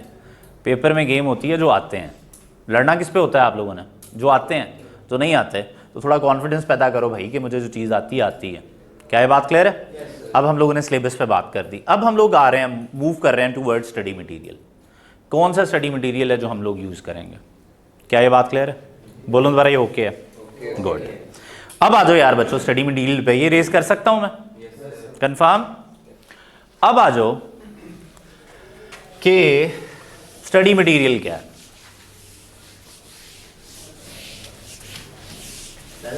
जी सर बोलें। मार्क्स की ग्रेड बताइए आपने, ये कितना यानी श्योर है आपके ये यूज करता है क्या? मैं 100% श्योर हूँ कि अब यूज़ करता हूँ। पर नहीं अब होता है, अब कोई टेंशन वाली बात नहीं है। अब आप 100% श्योर हो सकते हैं, ठीक है? ये ऐसे ही यूज़ करेगा। क्लियर है? ऑनलाइन वालों बच्चे ने पूछा था कि कितने % श्योर हैं आपके ग्रेडिंग के जो मार्क्स हैं ये इसको वो फॉलो करता है जो इंस्ट्रक्शंस उसने दी हैं। तो मैंने उसे बोला है कि 100% हम श्योर हैं कि वो ये चीज़ें पूछता है और ऐसे ही पूछता है। डन है। अब आ जाओ यार बच्चों, स्टडी मटेरियल क्या यूज़ करना। अब ये कहानी है, क्या ये बात क्लियर है? अच्छा सर, कुछ टॉपिक्स तो मैंने क्या करना है जी, मैंने बोर्ड पे ही पढ़ाना है। मतलब मेजॉरिटी टॉपिक्स किस पे चलेंगे? बोर्ड पे। ये जो बोर्ड है इसके ऊपर स्ट्रक्चर्ड किस्म का एक टॉपिक आपको नज़र आएगा जो कि आप लोगों को पढ़ना और याद करना बड़ा इजी होगा। तो पहली चीज़ हम क्या करेंगे, हम अपना रजिस्टर मेंटेन करेंगे और उसको फोकस करेंगे। उसमें हर काम की बात आपको मिलेगी। तो सबसे पहली चीज़ तो बोर्ड है। क्या ये बात क्लियर है? बोलो दोबारा, ओके कंफर्म है? पहली चीज़ क्या है? बोर्ड। दूसरा, कुछ टॉपिक्स जाके ना, कुछ टॉपिक्स ऐसे हैं जिसमें बोर्ड यूज़ करना पूरा का पूरा मुश्किल हो जाएगा। उसमें ना मैं आप लोगों को नोट्स प्रोवाइड करूँगा। क्या प्रोवाइड करूँगा? नोट्स। लेकिन वो नोट्स इस तरह के नहीं होंगे कि लिखा हुआ है सारा और मैं जल्दी जल्दी रीड कर ही जा रहा हूँ। वो वाला स्टाइल नहीं है अपना। वो नोट्स क्या होंगे? वो नोट्स में एक बेसिक सी चीज़ लिखी होगी ऊपर और नीचे जगह खाली होगी और उसको हम फिल करेंगे कि इसमें ये होता है, इसमें ये होता है। छोटी छोटी एग्जाम्पल्स बना के मैं उसको हम फिल करेंगे। तो इस तरह के कुछ नोट्स हैं जो कि हम लोग कुछ टॉपिक्स में यूज़ करेंगे। क्या ये बात क्लियर है? तो इन अदर वर्ड्स ये मेरे नोट्स हैं जो कि हम लोगों ने फॉलो करना है। यहाँ तक सारे साथ हैं? तीसरी और सबसे इंपॉर्टेंट जो चीज़ है वो है पास्ट पेपर की बुक यूज़ करनी है हमने सीए नोट्स की, पास्ट पेपर की बुक्स। और ये मेरा ख्याल है कि आप लोगों को मैनेजमेंट प्रोवाइड करेगी। पास्ट पेपर की जो बुक है ये आप लोगों को मिल जाएगी जो सीए नोट्स की है। क्या ये बात क्लियर है? इसमें ना 2010 और 2009 से ऑनवर्ड जितने पास्ट पेपर्स हैं वो सारे के सारे इसमें कवर्ड है। क्या ये बात क्लियर है? और ये हमारा प्राइमरी क्या होगा? सोर्स होगा क्वेश्चंस का। मतलब यहां पे ये जो पास्ट पेपर्स है ना, इनमें कोई क्वेश्चन नहीं होना जो मैंने छोड़ देना या आप लोगों को कहूंगा छोड़ दो। हाँ, एक दो क्वेश्चंस ऐसे हैं जो कि हमारे लेवल पे नहीं है। मसलन ये कुछ टॉपिक्स ना शिफ्ट हुए हैं FAR2 में। पुराने ज़माने में FAR2 में होते थे एडवांस पेपर में, वहाँ से आए हुए हैं। तो उन लोगों ने क्या किया हुआ है, उस क्वेश्चन वो वहाँ से पूरा का पूरा क्वेश्चन उठा के ना एज इट इज़ दे दिया। वहाँ पे मैं कुछ जगह पे कहूँगा यार ये वाली लाइन काट के बाकी क्वेश्चन करेंगे। मतलब क्वेश्चन मैंने वो भी करवा देने हैं लेकिन कुछ लाइन्स मैं बीच में कटवाऊँगा। अदरवाइज भाईजान ये सारी की सारी बुक हमने सॉल्व करनी। क्या ये बात क्लियर है? यहाँ तक समझ लगी बात? ये पास्ट पेपर के ऊपर पहुंचना हमने कैसे है? मतलब अभी एक क्वेश्चन है कि सर मैं पास्ट पेपर पे पहुंचूंगा कैसे? मैं टॉपिक पढ़ाया डायरेक्ट पहुंच जाएंगे? नहीं। जब टॉपिक चल रहा होगा ना यहाँ पे, तो मैं क्या कर रहा हूँ, मैं साथ साथ टॉपिक के MCQs लेके आ रहा हूँ। जैसे ही 2-3 MCQs हम कर चुके होंगे ना, बेसिक कॉन्सेप्ट्स हम सीख चुके होंगे, मैं बोर्ड पे आपके सामने क्वेश्चन बनाऊंगा आप लोगों से हेल्प ले लेके। ये बात क्लियर है? और फिर मैं कहूँगा चलो यार मिलके सॉल्व करते हैं। मैं एक सॉल्व करूँगा, फिर ये जो स्क्रीन लगी हुई है इसके ऊपर कुछ क्वेश्चंस डिस्प्ले हो जाएंगे, फिर मैं आप लोगों को करवाऊंगा। ये मैं इधर ही फिर रहा हुआ करूँगा। ये बात क्लियर है? आपको जो मसले हैं आप करेंगे। मैं ना आप लोगों को प्रिपेयर करूँगा कि हम पास्ट पेपर्स पे जाके ना, एक पेज पे तो हम हो नहीं सकते, मुझे थोड़ा सा ज़्यादा ही आता होगा, लेकिन मैं कोशिश करूँगा कि जितनी नॉलेज आपको रिक्वायर्ड है पास्ट पेपर्स में को अटेम्प्ट करने में ना, वो हमारे पास पहले ही हो। और वहाँ पे पागलों की तरह हम लोग ये ना सीख रहे हो अच्छा ये पॉइंट भी था, अच्छा ये मैं लिख लेता हूँ नोट्स में। हम सीख के सारा कुछ गए होंगे, वहाँ पे हम सिर्फ अप्लाई कर रहे होंगे नॉलेज। और यहाँ पे कुछ लोगों को मसला आता है जब आप ट्रांजिट करते हो ना। देखो एक पुराना पेपर है इंट्रोडक्शन टू काउंटिंग, वहाँ पे आप लोगों ने किए हुए हैं सारा MCQ स्टाइल, छोटे छोटे क्वेश्चंस। अब यहाँ पे आप लोगों ने 20-20 नंबर के क्वेश्चंस भी करने हैं, 10-10 नंबर के क्वेश्चंस करने हैं, 8-8 नंबर के, 15-15 नंबर के। ये जो ट्रांजिशन है ना, यहाँ पे लोग थोड़े से रह जाते हैं बेचारे। मतलब उनको प्रॉब्लम फील होता है, उन्हें लगता है यार कि नहीं यार मुझे समझ नहीं आती, सर क्वेश्चन कहाँ से शुरू करूँ, सर मैं यहाँ पे आके रह जाता हूँ, सर मुझे तो मेरे से तो फॉर्मेट ही नहीं बनता। तो हम पूरी कोशिश करेंगे कि जब हम पास्ट पेपर पे जाएँ ना, तो मैं जब कहूँ ना कि यार इस तरह के क्वेश्चन को कैसे करना है, तो आप कहेंगे सर ये 4 चीज़ें देखें, तो मैं ये लिख ली है मैंने, आए ज़रा चलते हैं क्वेश्चन पे। और मैंने आप लोगों को बताया कि टीचर सिर्फ वो नहीं होता जो कि आप लोगों को पढ़ा के निकल जाए, टीचर वो होता है जो आपको रिटेन करने में हेल्प करे नॉलेज। तो मैं आप लोगों को पहले आए दिन अगले दिन मैं सुना करूंगा कि भाई क्या आता है क्या नहीं आता, और हम एक थॉट प्रोसेस डेवलप करेंगे ताकि ये पास्ट पेपर्स पे जाके ना प्रैक्टिस हो। ये नहीं है कि यहाँ पे टॉपिक सीख रहे हैं, भाई यहाँ पे टॉपिक नहीं सीखना। क्या ये बात क्लियर है? पक्का यहाँ पे टॉपिक नहीं सीखना, यहां पे सिर्फ क्या करनी है, एप्लीकेशन ऑफ नॉलेज। क्या ये बात क्लियर है? पक्का? अच्छा जी, अब आ जाएं पास्ट पेपर्स के बाद, पास्ट पेपर्स, नोट्स और बोर्ड। ये बोर्ड है, मैंने जो जो लिखना है बोर्ड पे, ये बात क्लियर है? ये अच्छा जी, आगे क्या है जी, पास्ट पेपर की बुक हो गई, ये आप लोगों को मिल जाएगी।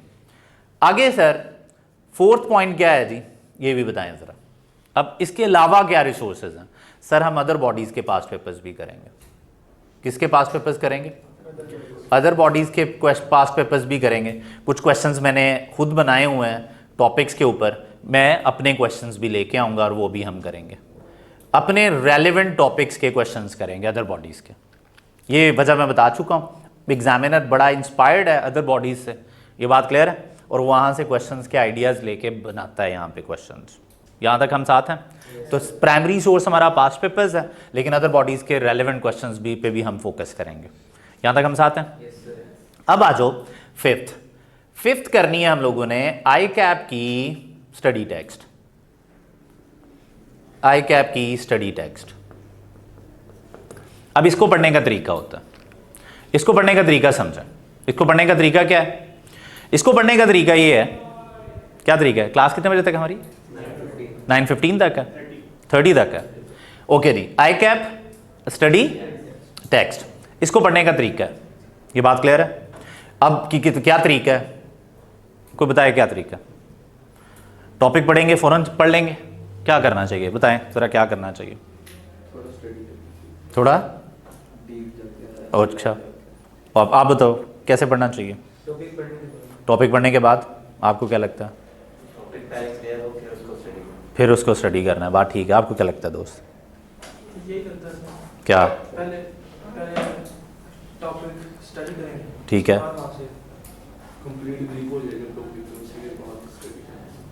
सना पुत्र आपको क्या लगता है? पेपर से पहले देखेंगे, वाह। आप पुत्र? सही है। देखो मैंने आप लोगों को बताया था, मेरी एक फ़िलॉसफी है कि बंदा अगर एक पंगे में पड़ गया ना तो बहुत अच्छे तरीके से करे। और मैं कहता हूँ कि भाई आप ना, मैं एक बच्चे को कहूँगा 100 मार्क्स ही लेने हैं तूने। आप गिरोगे, ऑब्वियसली गिरोगे, आई कैप के स्टूडेंट्स हो तो आप गिरोगे भी ना तो 90s 80s 70s में आओगे, ये 60s में भी इंशाल्लाह आने नहीं देंगे। तो इसका तरीका ये होता है इस तरीके से पढ़ने से कि आप अपने आप को ना शोटी देते जा रहे होते हो कि यार मुझे आता है। एक कॉन्फिडेंस चाहिए होता है स्टूडेंट लाइफ में ना आपको कि यार मुझे आता है, मतलब मुझे आता है भाई, ये साथ वाले से तो ज़्यादा ही आता है मुझे, ये जो इधर उधर लोग फिर रहे हैं ना मुझे उनसे ज़्यादा आता है। ये शोटी जितनी आप अपने आप को दे के जाओगे ना, आप उतना अच्छा काम करोगे। इस शोटी को देने का तरीका क्या है?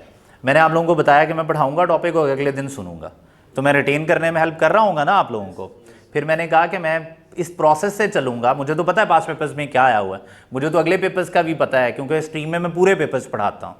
तो भाईजान मैं ना आप लोगों को पास्ट पेपर्स के लिए तैयार करके जाऊँगा और पास्ट पेपर्स पे हम एप्लीकेशन करेंगे नॉलेज की। जब हम ये 3 काम कर चुके होंगे ना, ये बात समझ लगी, और इवन ये भी, फिर मैं आप लोगों को कहूँगा यार बुक पढ़ो जाकर और अपने आप को शोटी दो कि ये तुम्हें आती है। आपको हार्डली एक चैप्टर पढ़ने में अगर 15-20 पेजेस का भी चैप्टर हुआ ना, क्योंकि आप पास्ट पेपर्स भी कर चुके हैं, प्रैक्टिस भी कर चुके हैं, थॉट प्रोसेस क्लियर है, इन्फॉर्मेशन पता है तुम लोगों को, तो तुम लोगों को हार्डली 15 जो पेजेस हैं ना उनको पढ़ने में पता कितना टाइम लगेगा? हार्डली घंटा। उसमें भी तुम लोग इंजॉय करोगे, एक पैराग्राफ पढ़ोगे, कहोगे यार ये तो आता है मुझे, दूसरा करोगे, तीसरा। अब यहाँ पे एक स्टूडेंट को हो सकता है किसी एक पैराग्राफ में, किसी एक एग्जाम्पल में थोड़ा सा मसला आ जाए और वो कहेगा सर कि ये क्या है, वो अगले दिन मुझे हाईलाइट करके लाएगा और मेरे से पूछ लेगा। और पेपर से पहले जब मैं कहूँगा सिलेबस खत्म ना, तो पेपर से पहले वो सिर्फ हाईलाइटेड एरिया पढ़ेगा, बाकी बुक पढ़ने की ज़रूरत नहीं है, तो उसको आपने हाईलाइट करना। आपको ना कॉन्फिडेंस चाहिए, और एक कॉन्फिडेंस की गेम है। पेपर में कॉन्फिडेंस हो ना, तो 8-10 नंबर ना भी आते हो तो मैटर ही नहीं करते। कॉन्फिडेंस ना हो ना तो वो जो 90-95 आते हैं ना, वो भी बेचारा परेशान करके आ जाता। तो यहाँ से ना हम लोग क्या लेंगे? अश्योरिटी। फिर इसके अलावा आप लोग पूछेंगे सर को और बुक यूज़ कर लें, कर लो, जो दिल करे बुक यूज़ कर लो। जब ये आप करके उठेंगे ना यहाँ से, फिर आप किसी भी कॉलेज की, कोई XYZ कॉलेज है उसकी बुक है, आपको लगता है सर ये भी मैंने पढ़नी है, पढ़ लो, लेकिन आप लोगों को कॉन्फिडेंस ही मिलेगा कि यार ये आती है मुझे चीज़। क्या ये बात क्लियर है? तो मैं रोकता नहीं हूँ कि भैया आप नहीं पढ़ सकते, आप पढ़ सकते हैं, लेकिन कब पढ़ेंगे आप लोग? जब आप ये काम कर चुके होंगे, फिर आई कैप की बुक पढ़ेंगे और फिर इधर जाएंगे। यहाँ तक हम साथ हैं? पक्का? कोई टेंशन तो नहीं है? ओके, अब आ जाओ यार बच्चों, ये थे कौन से क्या रिसोर्सेज जो हम यूज़ करेंगे। अब आ जाओ यार बच्चों, रेड बुक्स। ये ओरिजिनल बुक्स हैं स्टैंडर्ड्स की। रेड बुक्स इसलिए कहा जाता है कि इनका रेड कलर है। वैसे ये बुक्स डिफरेंट कलर्स में आती हैं, ब्लू कलर में भी आती हैं, ग्रीन में भी आती हैं, लेकिन पाकिस्तान में ये जो लोग इंपोर्ट करते हैं ना आई कैप वाले, वो रेड बुक्स करते हैं। उनको हम कहते हैं यार ये रेड बुक्स हैं, ओरिजिनल स्टैंडर्ड्स की बुक्स हैं, IS 16, IS 1, IS 7। ये अब ना FAR 1 के लेवल पे ना रेड बुक्स को उन्होंने कर दिया है कि जी आप लेके आ सकते हैं पेपर में। ये बात क्लियर है? अब हम अगर लेके जा सकते हैं तो हमें हेल्प मिलेगी, तो आंसर है थोड़ी सी मिल सकती है, लेकिन अगर आप इसके ऊपर पूरी तरह रिलाय करेंगे तो ये नहीं हो सकता। मसलन एक क्वेश्चन आया, आप कहेंगे सर मैं रेड बुक ओपन करूंगा, वहाँ से देख देख के क्वेश्चन सॉल्व कर लूँगा, तो भाई ऐसे नहीं हो सकता, इतना टाइम नहीं होता आपके पास। तो पहला पॉइंट, इंटायरली डिपेंडेंट हो जाना रेड बुक्स के ऊपर गलत है। पहला पॉइंट समझ लग गया? अच्छा, तो सर फिर क्या करें? बिल्कुल ना देखें? नहीं, बिल्कुल ना देखना भी थोड़ी ज़्यादती हो जाएगी। तो सर क्या करें? जब मैं आप लोगों को स्टैंडर्ड्स पढ़ाऊँगा ना और मैं आप लोगों से सुन रहा हूँगा, तो आप लोगों को समझ आ जाएगी और मुझे भी समझ आ जाएगी कि आप ना किसी एक बात पे परेशान रहते हैं। ये बात क्लियर है?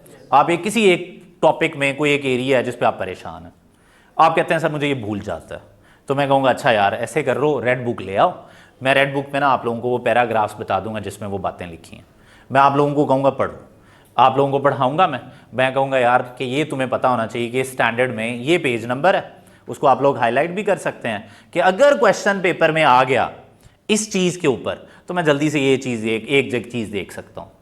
इतना मार्जिन होता है कि आप 2, 3, 4 चीज़ें इस तरह हाईलाइट कर लें। बाकी आप कहें जी कि मैं देख देख के अप्लाई करूँगा, भाई कोई नहीं होना है। जो माइंड में होगा, जो हाथ से चीज़ें गुजारी होंगी, जो पक्की करके गए होंगे, वही पेपर में होनी है। तो सर हम इससे हेल्प लेंगे, लेकिन सिर्फ और सिर्फ आप कह लो कि 5 से 6 पॉइंट्स पे बस, बाकी हम इसके ऊपर डिपेंड नहीं कर रहे होंगे। और टॉपिक हमें आना चाहिए और मैं सुनूँ आपको आना चाहिए। और मेरी फ़िलासफ़ी बड़ी सिंपल है कि मैं अगर आपको रास्ते में ऐसे ही तुम लोग कहते हो कि सर क्या हाल है आपके, तो मैं आप लोगों से पूछना शुरू कर दूं यार बता आज 23 पढ़ा था 10 दिन पहले, कितना आता है? तो भाई अगर आपको आता है तो आप अच्छे स्टूडेंट हो, अदरवाइज़ आप स्ट्रगल ही कर रहे हो जिस तरह सारे की सारी दुनिया है कैप में या CA के पेपर्स में कर रही है। तो हमारी कोशिश होगी कि हम ये स्ट्रगल वाले फेज से निकलें, थोड़ा आगे बढ़ें और पेपर में कॉन्फिडेंटली जाएँ और पास करें। ये बातें मैं सारी कर रहा हूँ, आप 2-4 दिनों में देखना शुरू कर देंगे जब मैं सुनूंगा और जब मैं ठुड्डे मारूंगा। क्या ये बात क्लियर है? कंफर्म है? चुपेड़े तो मैं बात ही नहीं है ना कोई, अगर ना आया तो। क्या ये बात क्लियर है? कंफर्म? लड़कियों पे मैं हाथ नहीं उठाता, लड़कियों को मैं ठुड्डे ही मारूंगा। क्या ये बात क्लियर है? कंफर्म है? तो ये सर आपकी रेड बुक्स हैं। अब अगर आप लोगों के माइंड में कोई क्वेश्चन आंसर्स हैं तो पूछें। शुरू हम लोगों ने करना है 16 से, लेकिन मैंने कहा कि वो ट्रांजिशन है एक, इंट्रोडक्शन टू काउंटिंग में आप क्या करके आए हुए हैं, FR 1 में आपने क्या करना है, तो मैं पहले कुछ ट्रांजिशन पे काम करूंगा जो चीज़ें मुझे चाहिए, कि मैं चाहता हूं कि यार मेरे बच्चे को ये चीज़ें आती होंगी ना तो हम किसी भी टॉपिक में बड़ा मज़े का पढ़ेंगे। कल से मैं आप लोगों को इस तरह की चीज़ें कराऊंगा। उसमें मैं बेसिक फाइनेंशियल स्टेटमेंट्स का, ट्रायल बैलेंस से फाइनेंशियल्स कैसे बनती हैं ये समझाऊंगा, जो आगे किसी भी टॉपिक में हमें हेल्प करेंगी। क्योंकि जब हम लोग स्टैंडर्ड शुरू में पढ़ना शुरू करते हैं ना, वो कहता है ये इधर ले जाओ, तो परेशान हो रहे होते हैं यार ये क्या हो रहा है। तो मैं चाह रहा हूँ कि वो हमें पहले ही पता हो, जब स्टैंडर्ड शुरू करें ना तो मज़ा आए हमें पढ़ने में। बाकी इन्जॉय करेंगे। गाने, ये स्क्रीन बहुत अच्छी लगाई हुई है, इसके ऊपर मैं गाने चलाऊँगा और मैं डिफरेंट स्टैंडर्ड्स को रिलेट करूँगा। आपको पता होगा ये वाले कॉन्सेप्ट पे हमने ये गाना सुना हुआ है। क्या ये बात क्लियर है? आज के लिए इतना ही।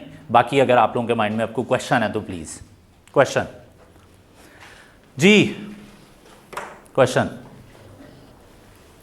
स्टैंडर्ड्स पढ़ना इस स्टेज के लिए ऑनेस्टली स्पीकिंग, अगर आप मेरे से रिकॉर्डिंग हो रही है, चलो होने दो, अगर आप मेरे से जेन्युइनली पूछो कि इस स्टेज पे ओरिजिनल स्टैंडर्ड पढ़ना चाहिए तो आई वुड से कि नहीं। ये बात क्लियर है? जितना आप लोगों को चाहिए मैंने आप लोगों को कराना है, जितना बुक्स में लिखा हुआ है, इधर उधर की जितनी बुक्स में लिखा हुआ उतना आप कर लेंगे, इधर से पढ़ना नहीं चाहिए। लेकिन मैंने बताया ना कुछ पैराग्राफ्स आप हाईलाइट करके जा सकते हैं, कहेंगे यार कि अच्छा ज़रूरत पड़ गई तो, लेकिन वो इंशाल्लाह हम कराएंगे, कोई टेंशन नहीं होने देते आप लोगों को। और कोई question? Sir practice question notes से करेंगे, पास्ट पेपर्स की बुक चलेगी, बाकी मेरे नोट्स हैं, बाकी जो छोटी छोटी एग्जांपल्स हैं वो इधर चल रही होंगी।